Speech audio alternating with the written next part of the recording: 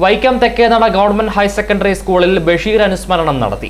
ബഷീർ പഠിച്ച സ്കൂൾ എന്ന പ്രത്യേകത വൈക്കം തെക്കേനട സ്കൂളിനുണ്ട്. PTA president P. മനോജ് അധ്യക്ഷനായിരുന്നു.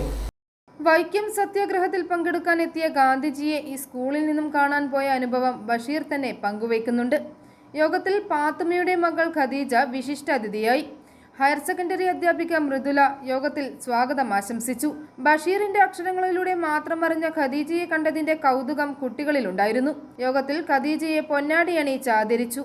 സ്റ്റാഫ് സെക്രട്ടറി നിഷ TR ആശംസയറിയിക്കുകയും സ്കൂൾ ഹെഡ് മിസ്ട്രസ് സിനിമോൾ നന്ദി അർപ്പിക്കുകയും ചെയ്തു. മുഖ്യാതിഥി ഖദീജയ്ക്കായി പാത്തുമ്മയുടെ ആടിലെ ഒരു സന്ദർഭം കുട്ടികൾ രംഗത്ത് അവതരിപ്പിച്ചു.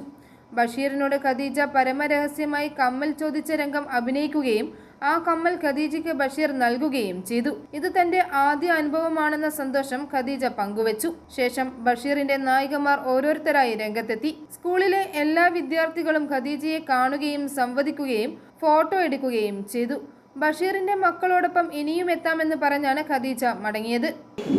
ബഷീറിനെ പറ്റി പറയുകയാണെങ്കിൽ ബഷീർ ഒരു മനുഷ്യസ്നേഹിയാണ്. മനുഷ്യസ്നേഹി മാത്രമല്ല, ഭൂമിയിലുള്ള ജീവജാലങ്ങളെല്ലാം സ്നേഹിക്കുന്ന ഒരു മനുഷ്യനാണ് ബഷീർ. ബഷീർ ഭൂമിനെ പോലും കൊല്ലുകയില്ല. ബഷീറിന്റെ ഭൂമിയുടെ അവകാശം വായിക്കണം, പിന്നെ പാത്തുമ്മയുടെ വായിക്കണം. എന്നാലേ കൂട്ടുകുടുംബ സ്നേഹവും മനുഷ്യ സ്നേഹവും ഒക്കെ അറിയാൻ പറ്റുള്ളൂ. ഇന്ന് ബഷീർ വീട് വിട്ട് പുറത്തു പോയി 10-11 വർഷം കഴിഞ്ഞ് തിരിച്ചു വരുമ്പോഴും എല്ലാ ദിവസവും രാത്രിയും ബഷീറിന്റെ അമ്മ ബഷീറിന് ഭക്ഷണം കഴിച്ച് മൂടി വെച്ച്.